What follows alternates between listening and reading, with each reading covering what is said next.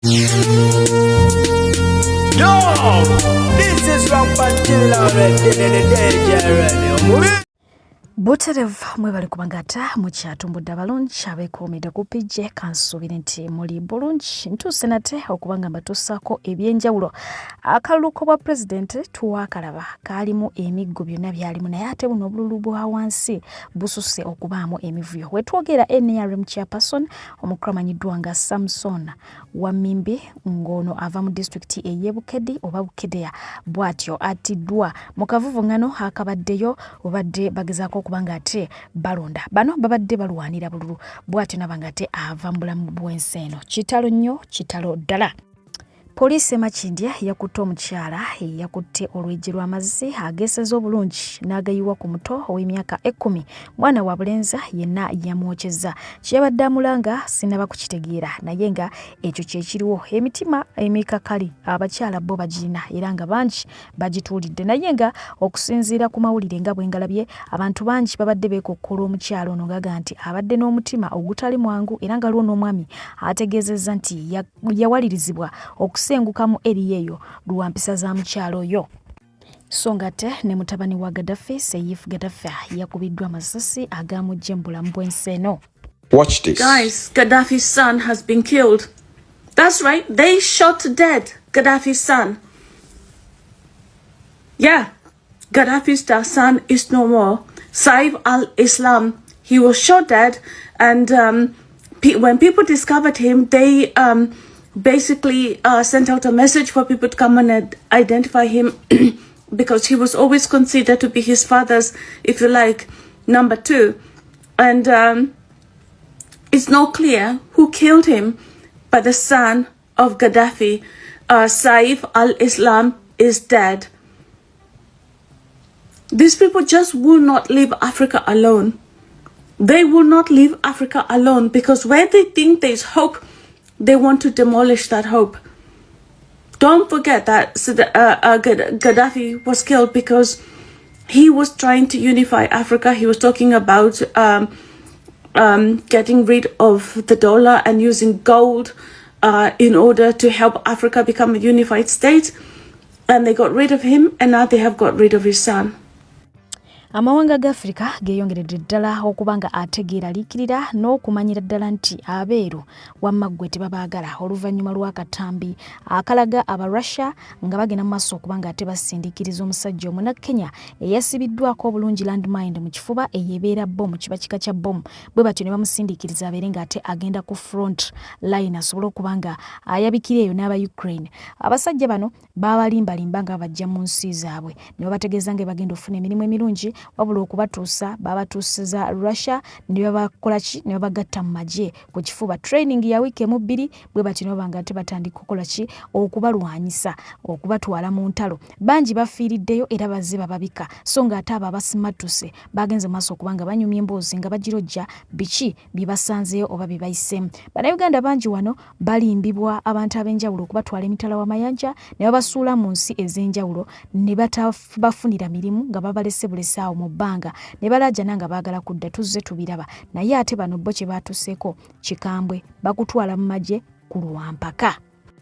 Omukyala amanyiddwa nga Adana Nabatanzi ng'asinziira ku mpewo za BBS Terefayina ayogedde ku kufa kwa Namesake Diana Skies wadde ng'abadde tamumanyi awulira nga kimukubye wala nnyo. Olwaleero amakya g'olunaku olwaleero nga tuviiriddwako omwana bamuyita Diana, omwana atuvuddeko Diana Skies era bannange waliwo omuntu nga tomumanyi naye nga bw'owulira story ye owulira ng'ekukwatako, bw'owulira ekibaddewo owulira nga naawe kikwatako, bw'owulira ebigenze mu maaso ebimutuusiddwako n'owulira obulumi n'ogamba mu butuufu ne weeteeka mu bigere by'abazadde be omanyi ekintu ky'onyolwako nga kyandibadde tekikwatako ye story y'oyo omwana omuwala.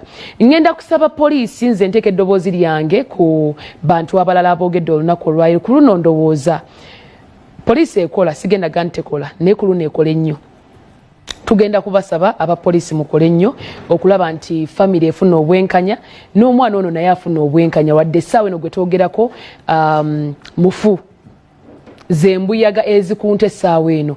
Kigambibwa nti nedda tekigambibwa naye owa poliisi omugezi wa poliisi avudde n'ategeeza nti alina apartment gy'abeeramu ekyanja omwana ono gy'abadde abeeramu era banne bagenze okuziba olunaku olwajjo bagendawo ewasula balaba waggule tebamanyi kigenda mu maaso bagenda baloopa ku poliisi bagenda okutuukawo poliisi esanga omwana mwali mu nnyumba yafudde dda naye nga bamukozesezza okukabasanya ekitannaba kuzuulibwa akozeseddwa bameka kyabadde kirindi yabadde omu ebigendererwa byabadde bitya wabula nga tebannaba kuzuula mulambo gw'omwana oyo mu apartment wabaddewo embeera eya kadengeza poliisi zino eziyitayita ekirezi ezibazikeberakebera bazikazaako mpozi linnya ki abababeera bakeberakebera abo kadenge ziyitayita munnanga aba scouting nga bayitamu bagudde ku muntu era gwe batebeeza okuba nti yabadde askari at that time askari wezo apartment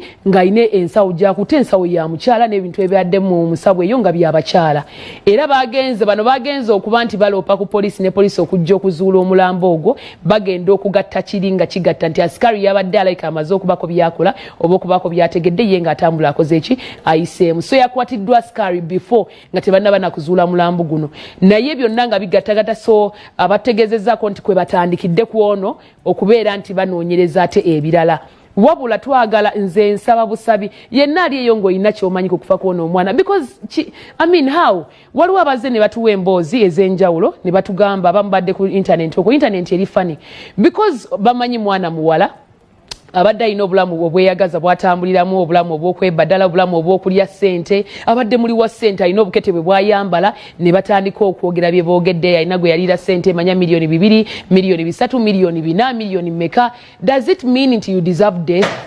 kyekitegeeza nedda so nze ndowooza nti eyo teyandibadde ensonga wandibaddewo obuntu nti omwana ono wadde nga waliwo gwe yakosa ddala badde alina mukola ekyo so abageresa stories ezo nze ndowooza tebirina kukulembera abaana abalamulya nnyo sente za naye nga tebalina basis waliwo batunulira bulamu omwana bw'abadde atambuliramu newankubadde ng'ensobi esobola okubeerawo ne tuddayo ne tugambaako obuntu kali luddawa so wenjagala tusimbe essira olunaku olwaleero naye ng'alina kyonna kyoyagala okuba nga mu butuufu alina ensonga yonna oba olina kyomanyi ebyaddala kuno omuyambeko ku poliisi kubanga kiruma oli yazze naggulawo n'amala omukozesa ne bamufumita ne bamutematema ne bakola bye baagala ne batambula ne bagenda essimu yasangiddwa buli kimu ekiri tewali kye batutte ekiraga nti yenna yazze okuba nti omwana ono amumalawo kyekyabadde kimuleese kuggyawo obulamu bwe twongere okumusabira era n'okusabira famire ye mukama yongere okuba ng'agigumya era naye bw'ati amulamuze ekisa n'omwoyo gwe agulamuze ekisa era amuwummuze emirembe era amusonyiwe byonna ebyamusobako we tugattira ku abo bonna abaviiriddwako abantu bammwe nammwe twongere okubagumya mukama yongere okuba nga abayisamu eyo embeera weewaawo be tumanyako oluusi be batono ne mukama yongere okuba nga abasaasira twakatandika tutandise puroguramu yaffe yakiri kitya naye bwe twetandise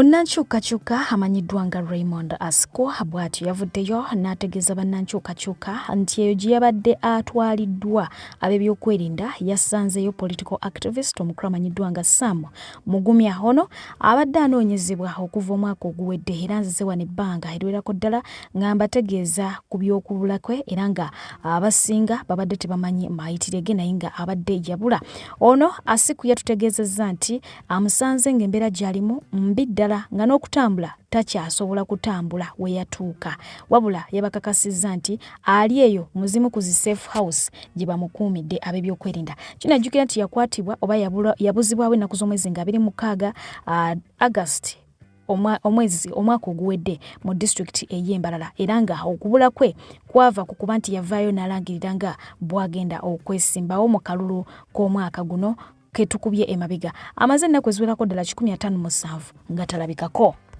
Bannankyukakyuka natera byongeredde ddala okuba nga ate basobera olunaku olwaliro abakutte enkoko omumwa okuba nga ate beeyiwa ku kkooti okuwulira ensonga z'omusango gw'aba Eddie Mutwe.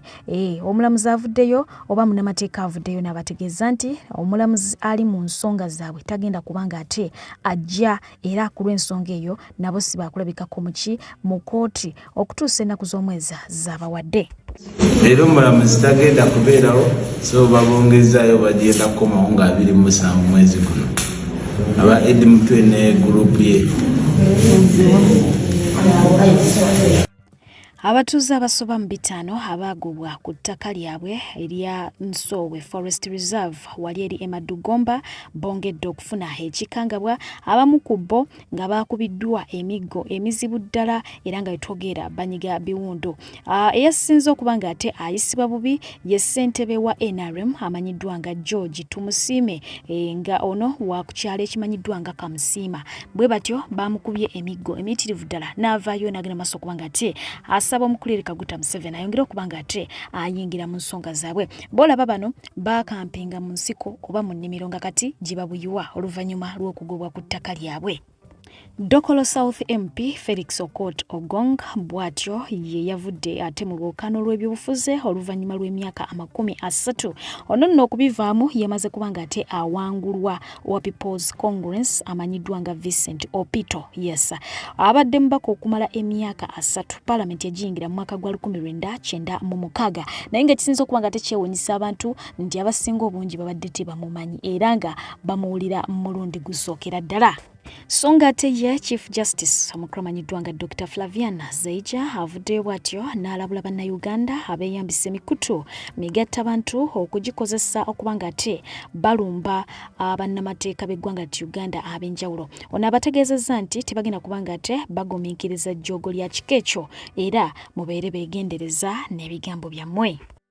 Omukulu amanyiddwa nga General Muhoozi Kainerugaba yavuddeyo n'ategeeza nga bwagenda okuggala bu office bwa Nilo olwererako ddala obugenze maaso okuba nga ate buteekawo enkokola mu kulemesa Abanyarwanda abawangalira mu ggwanga lya Uganda okuba nga ate beefunira ndagamuntu. Ono agambye ke kaseera bafune obutuuze n'endagamuntu zaabwe ze baagala oba ze baayayanira okuva edda.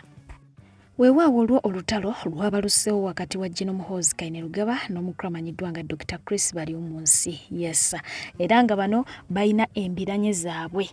Wetwogerera Chris yavuddeyo n'alangira Muhoozi n'amugamba nti ye taata we yamutraininga okubeera n'empisa era ye tanywa mwenge abeera soba 24/7 era abeera focused era ne ku lw'ensonga eyo tasafaringa from the Peter Pan syndrome. Eyo nno syndrome ekozesebwa basawo eri abantu abo abatya obuvunaanyizibwa abatya commitment abantu abali awo abaana abayononeka oba abantu abayononeka nga ye talina mulamwa talina kiddako talina kigenda mu maaso. So ye Chris agamba nti ebyo si byali okiwulidde abantu abamu bamwatakinga ku Twitter naye kye balina okumanya nti omuntu gwe badiringa naye ali very sober material eriki erigumite era nagamba nti ye origino mukiga bamugenda empola naye nga Muhoozi yamugenda nti byonna byogere ky'olina okumanya togenda kusigala ku bwa minisita okujjako ngoze gyendi ate netukola ki netumakinga kye bayita peace oba nonneetondera mu ngeri ennyangu.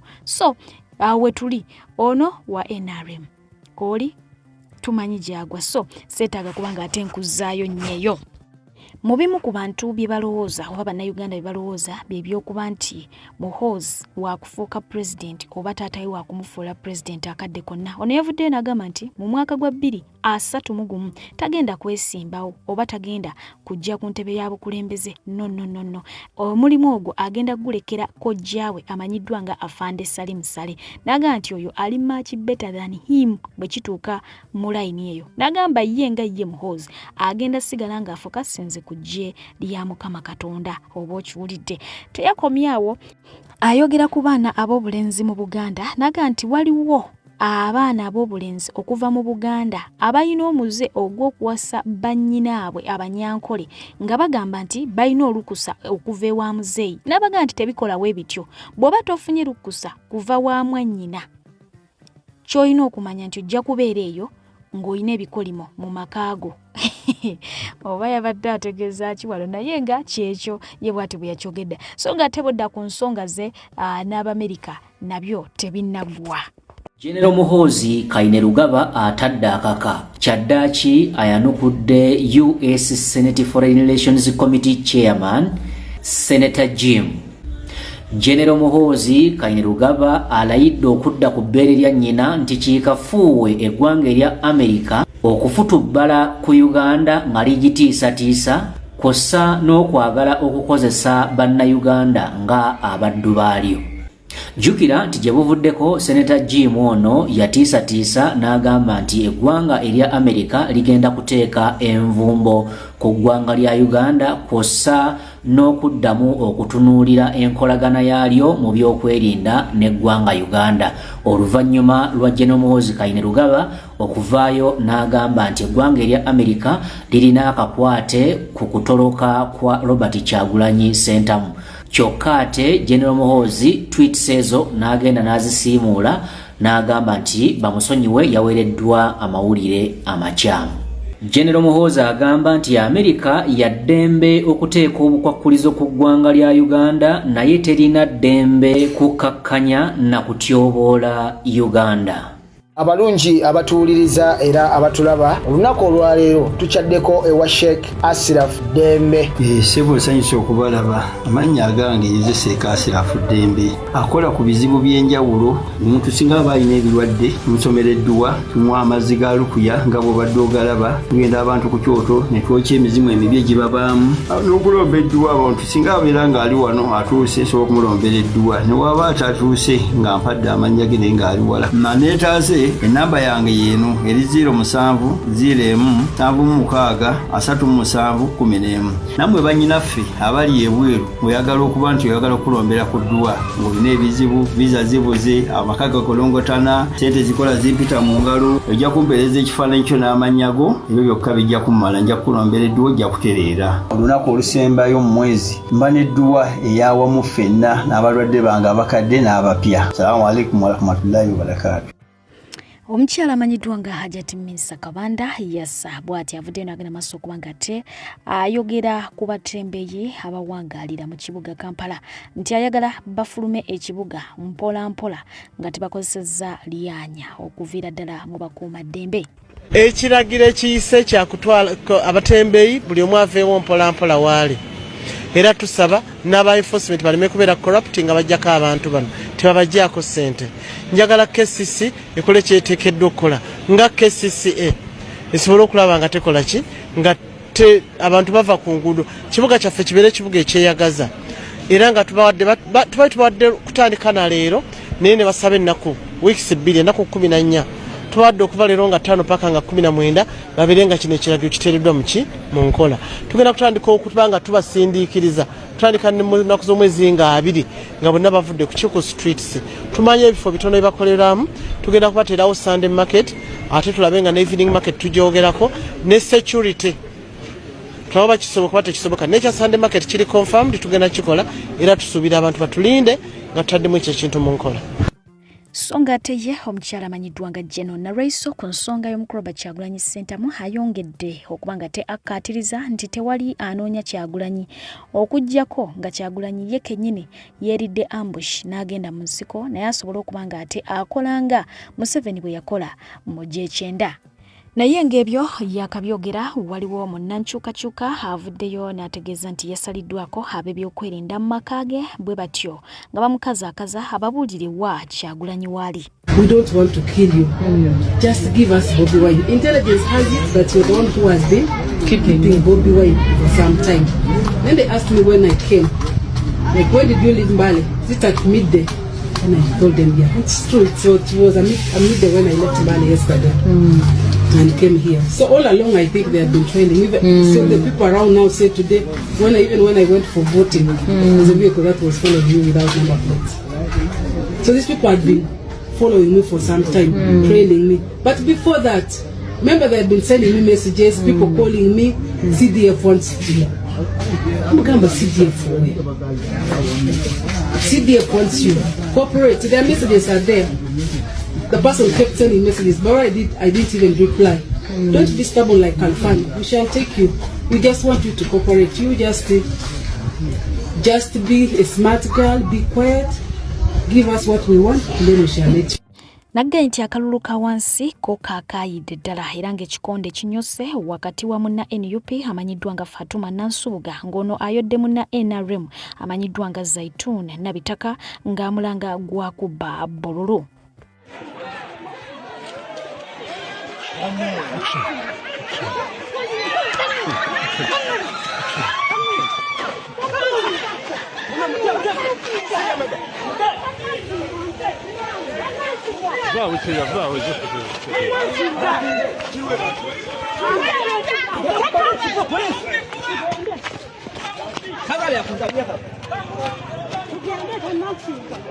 Gwani wafunya bumeka wamma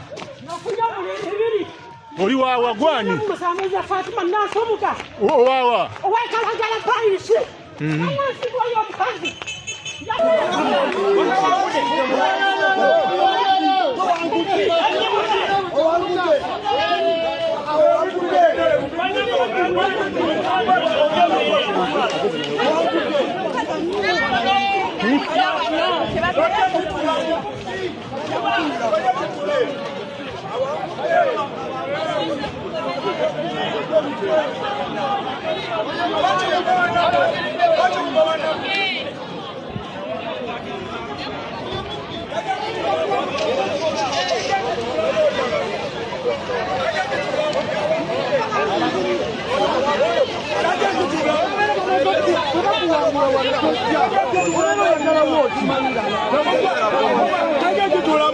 Abagale mu babbi yani oyo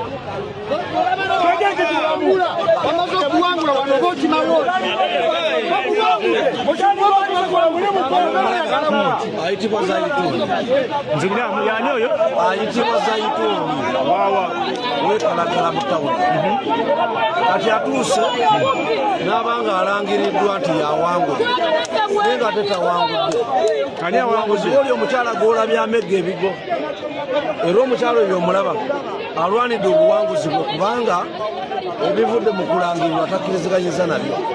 Nze Honorable Benjamin Sekate Mvira zero omuluka gw'ekyetuni era nze kansala waayo naye sikiriza ebyo gavumenti ye yagala okulaba nga tulwanagana munna amaze okulya ate ne mulangirira omulala kati sigale nga tukola ekyo kyekimu bwe tuddamu okulaba omulala akoze ekintu kyekimu ebyo okulangirira bakomaawo.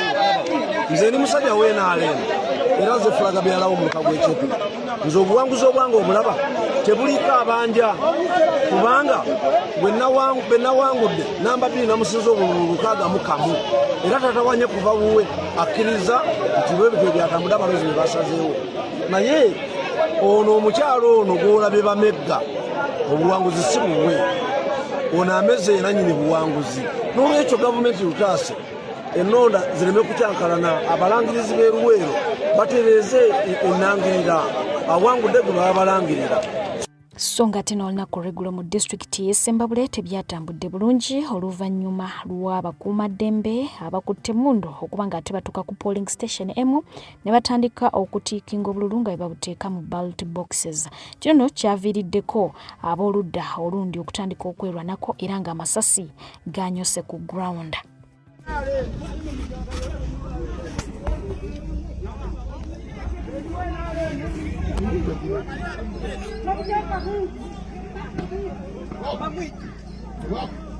Kyasi ekibokisi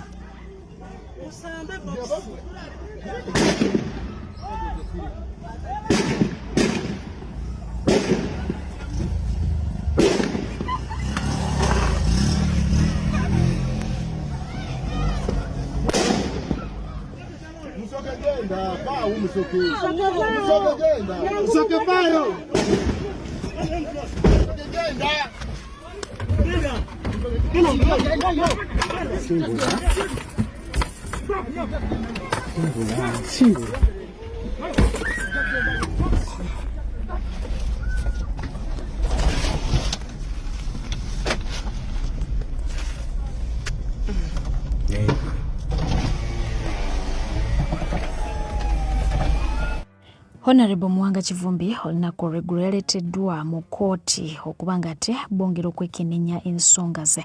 Weewaawo abantu bangi okuva mu nkyukakyuka bawulidde ennaku n'ennyiike n'okwongera okunyiigira abamu ku bannankyukakyuka abaweebwa akalulu oluvannyuma lwa turn-up ey'abantu ababadde mu kooti.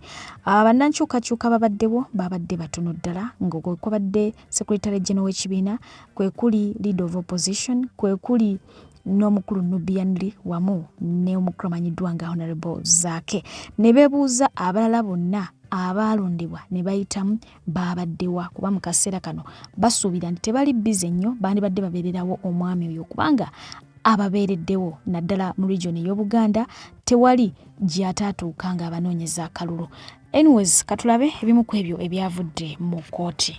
Nti gavumenti egezaako okwewala ensonga ey'abantu bebatta, abantu abattibwa abasirikale. Kubanga mu maka ga Honorable Muwanga Kivumbi yali akuŋŋaanya DRFOM. Ffenna abeesimbyewo twali tulina ba agents ab'enjawulo. Kaakati ba agents ng'obabuulirawo bagenda okusanga bakuwe DRFOM ezo, ogende nazo ku talisenda. Talisenda togenda ng'owuubangalo, ogendayo ne DRFOM. Kati buli omu yali afuna wazikuŋŋaanyiza. Abamu ng'abaatula mu ofiisi ye, omulala ng'alina abalindira mu mmotoka Samoya, abalala nti kati muzinsanzise ewaka tuzikuŋŋaanye. Kaakati ba agents be baleese DRFOM ze ewaka ewuwe, si mu luguudo si mu katale, ewaka ewuwe. Azikuŋŋaanyiza yeeteekateeka okugenda ku tali senta ng'ali nazo. Amagye ne poliisi kwe kulumba ne bakuba amasasi ne batta abantu. Kaakati gavumenti tugirumiriza kubanga yatta abantu. Kati yo egezaawo kwewala nsonga eyo, kyovudde olaba nga bwe mubulidde nti ne mu statement yali ayagala byogerebweku nti abantu bano abattibwa tebaagala kuboogerako. Naye ate kaakati bano ba victim baga nti kaakati yemmwe batujju. Honorable Muwanga Kivumbi ne ba agents be ba agent abaali baleese DRFOM n'ono gwe baali bazireetedde nga babasanze waka, kati bagamba nti yemmwe batujju. Ensonga eno tugenda givaako, twagala gavumenti enoonyereze. Kale egambe nti Honorable Muwanga Kivumbi ye yagamba abasirikale nti kaakati mujje mukwate mundu mukube bano abantu. Naye ne bwe kibanga kiri bwe kityo, bano bennyini abaakola ekikolwa ekyo bo bagenda kuvunaanibwa ddi, ensonga eyo egenda kunoonyerezebwako ddi. So ensonga eyo tugenda givaako, bajja kwebuzaabuza bakole bwe bati ne bwe bati nga baagala tugiveeko nti kaakati bano be batujju n'ebirala. Abatujju tubamanyi, abatta abantu bamanyikiddwa. Ensonga eyo twagala enoonyerezebweko. Ekyokugezaako kati okubifuula nti kaakati bano balina obuzibu, tekigenda kukkirizibwa.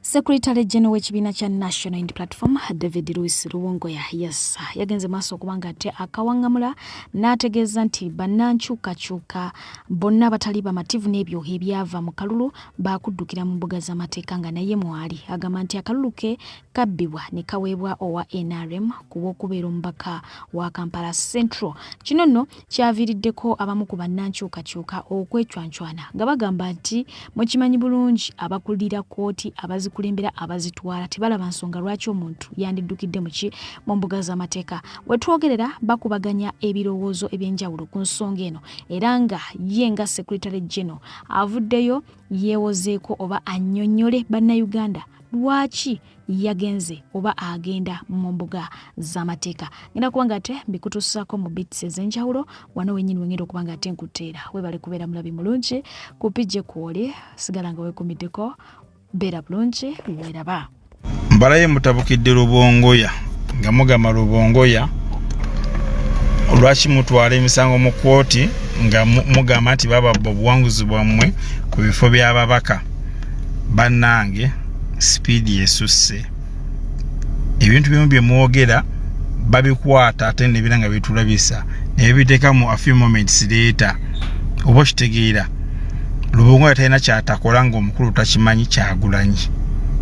So ebintu ebimu mu birabe bulabi mukakkanye. Bannange ebintu ng'omwagala sipiidi gye mubyagalirako si we bijja okubeera. Mukakkanye bannange ku muliro.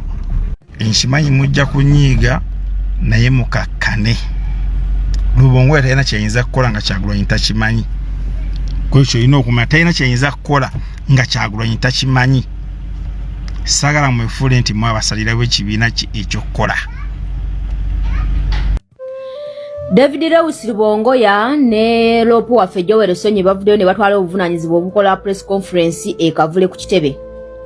Era ne bagamba nti bagenda mu kooti. Mbadde njagala okubuuza abakulu abo babiri, David Lewis Rubongoya ne Joel Senyonyi. Mwagala otugamba kooti ebamye obwenkanya okuviira ddala emyaka 5 gye tukubya amabega paka kati yegendo bawo obwenkanya mu kaseera kano. Lwaki mugezaako okuguduwikinga bannayuganda n'okubasiriwaza n'okuwa legitimate regime eyo eri mu kutugumbula bannayuganda? Era lwaki mwagalako okulaga bannayuganda baba takyalina ssuubi mu kooti ezo nga mwagala okubalaga nti mu kooti tukyasobola okufunayo obwenkanya? You people, what are you trying to insinuate?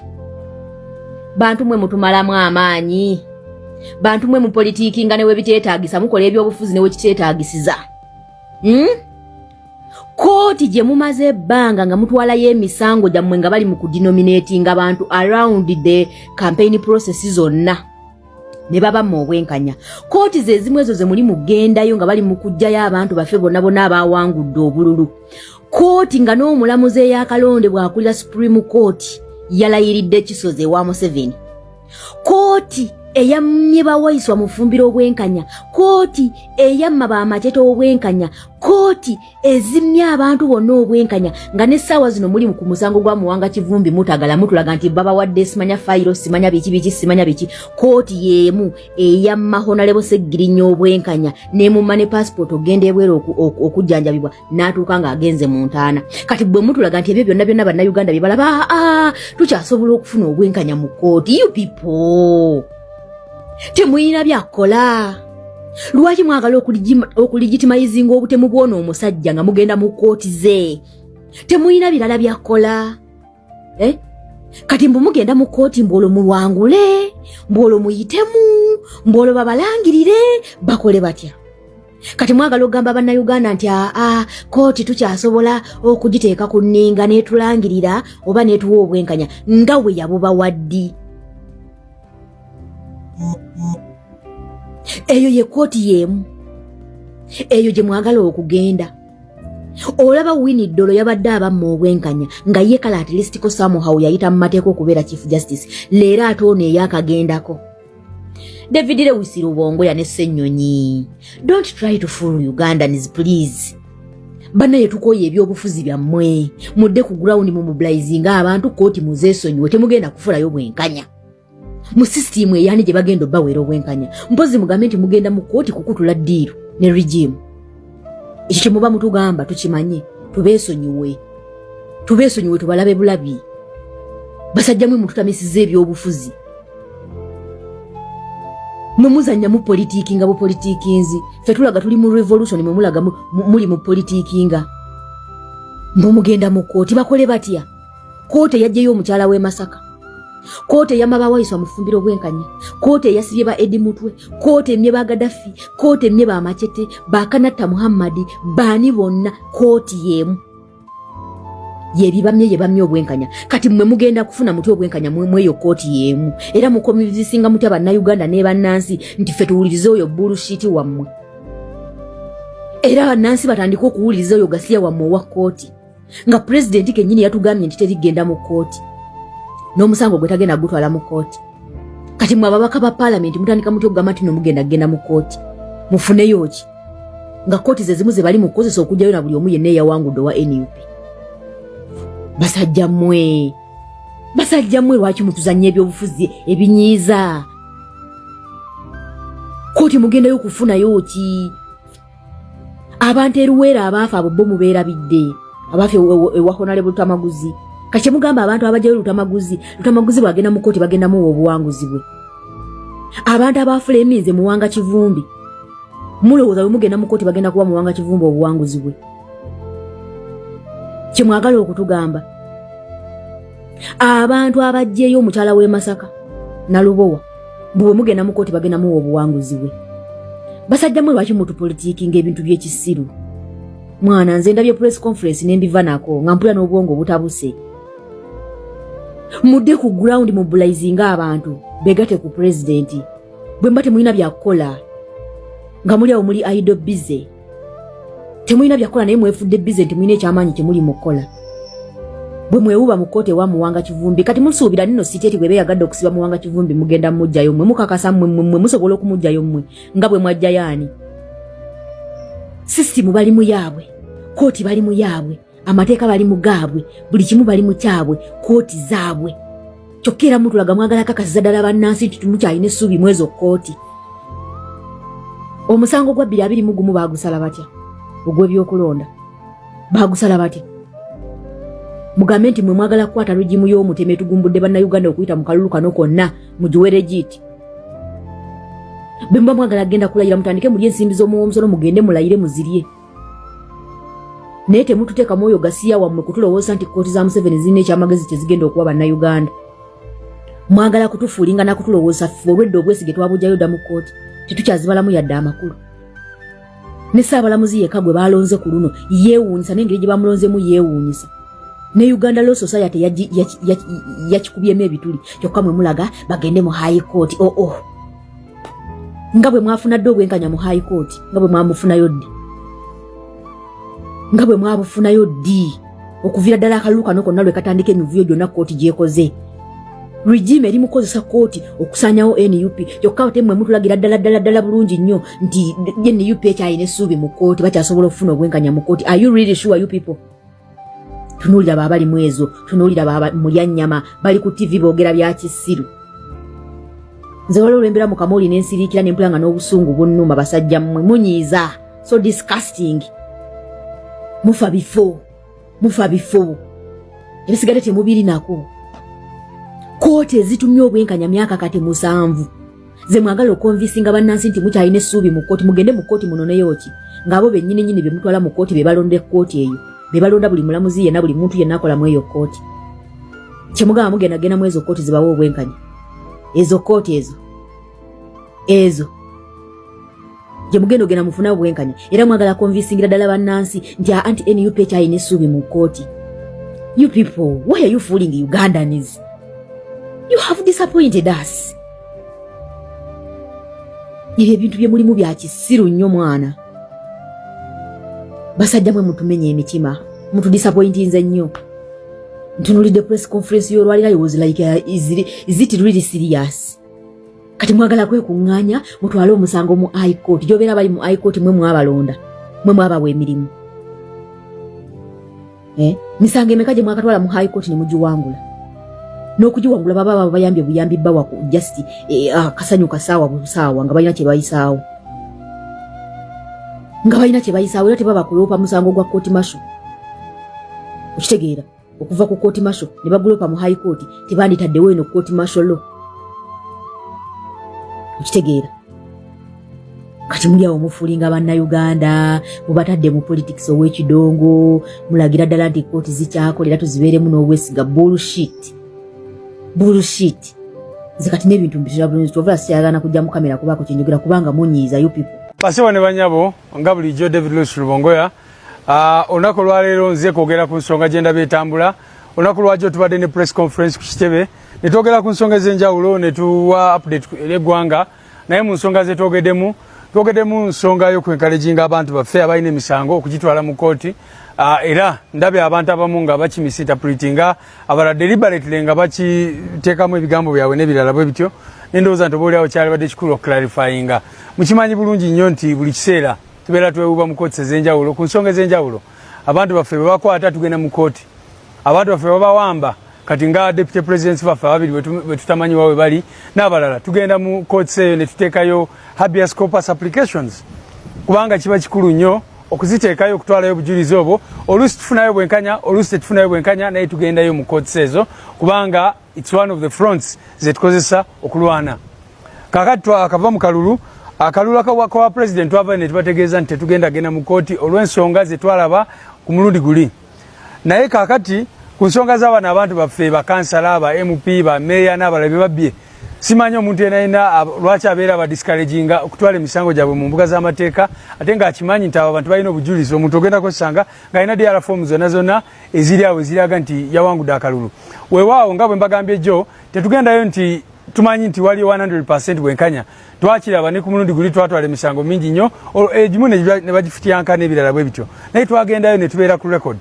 So abantu baffe bangi nnyo twabagambye jo nti abakulembeze bangi nnyo ba meya ba kansala ba MP n'abalala be batalangiridde mu bumenyi bw'amateeka obw'ekitalo.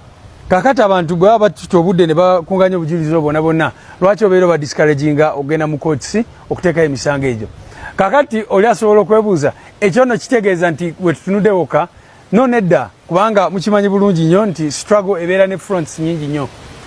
Struggle ebeera ne fronts nyingi. Court is one of the fronts zetukozesa mu lutalo oba mu lutabaalo lwonna lwe tubeeramu.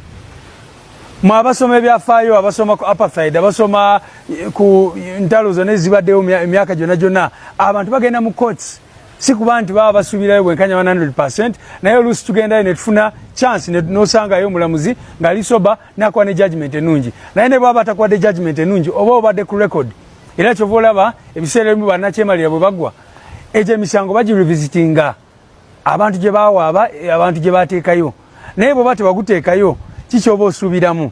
So nga bwe ngambye ku kya president twatuula ng'ekibiina ne tugamba tetugenda kuteekayo musango era ne tuwa ensonga zaffe. Naye kakati era ne tuzemu ne tutuula ne tugamba nti bano abantu baffe balina obujulizi bwabwe all across the country. Lwaki obujulizi obwo bufa togeeyo tubudismisinga ne tugamba tebulina kibutegeeza ne tugamba bugende mu courts naye ate ekyo tekitegeeza nti fronts endala ez'okkabanja ziba zivuddewo. Ebanga lyonna tubadde tubagamba president yamala ennaku ezisukka mu 10 ng'atambula mu ggwanga lyonna nga encouraging abantu okukanoonya okukalonda okukakuuma okukabanja era yabategeeza nti obuvunaanyizibwa bw'okukabanja si bwa bakulembeze bokka si bwani obwo obukulembeze obwo obuvunaanyizibwa bwaffe nga bannansi nga bannayuganda. So tuba twencouraging abantu baffe nti naawe ng'omuntu kola ky'olina okukola naffe tukole kye tulina okukola. Ffe omulimu gwaffe olaba buli kiseera tuvaayo ne tukubiriza abantu ne tubabuulira ekyokukola abaana baffe abaavaayo ne beekalakaasa ne tubafunira balooya ne tukola ki. Of course embeera yaliwo twagiraba abantu baffe mu bitundu by'eggwanga ebyenjawulo baavaayo ne bagezaako n'okwekalakaasa ne babakuba amasasi ne babatirawo. Olunaku lwakyo twabagambye nti nakyemalira talina kubeera comfortable kubanga okuba nti kati abantu tebali mu kwekalakaasa tekitegeeza nti tebasobola kwekalakaasa ku demandinga ddembe lyabwe kubanga era olunaku lwakyo twabawadde examples z'abanakyemalira ababba akalulu ne balowooza nti biwedde naye abantu ne babalagako nti tebinaggwa. So ezo embeera zonna abantu falina ozitunuulira naye ate kineewunyisiza nnyo okulaba nga waliyo abantu abadiscouraginga abantu okutwala obujulizi bwabwe okubeera ku record. Kiba kyabwewuusa ennaku ezo mubadde mulaba buli wabamba abantu baffe tugenda mu courts ne tusaba habeas corpus. Abantu baffe bakwata tugenda mu courts zennyini ne tusaba bail.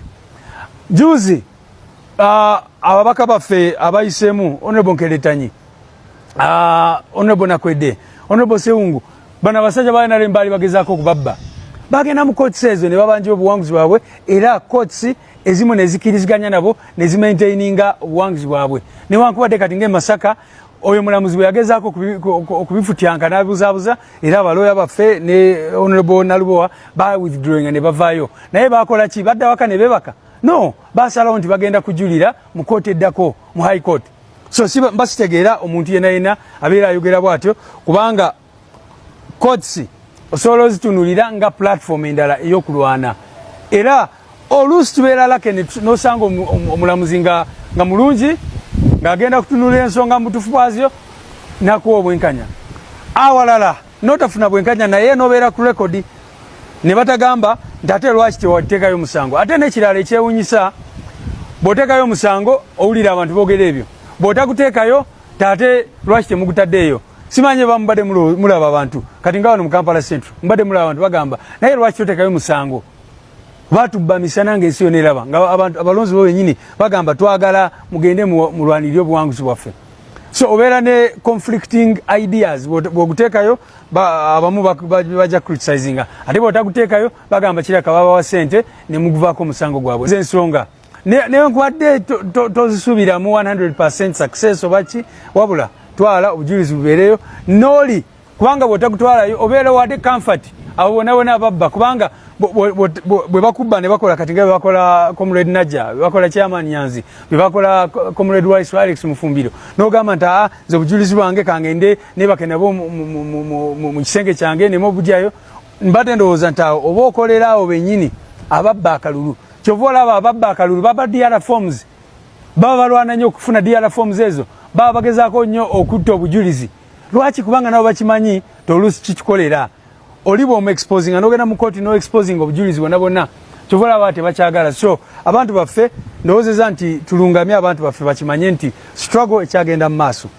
struggle tugirwana mu fronts ezenjawulo okwekalakasa is one of the fronts ogenda mu court is one of the fronts n'emitendera gyonna emirala gye tusobola okukozesa ogenda mu maaso olunaku lwakyo twayogedde ku nsonga nyingi nnyo naye ate nalabye abantu bapiikinze ku ekyo mwebale nnyo mwebalire ddala of course nalabye abantu abasinga bakitegedde naye eno video ngikoledde abo abatonotono bendabye nga oba oli awo babuzaabuzibwa oba nga deliberately bagezaako okubuzaabuza abantu people power our power mwebale nnyo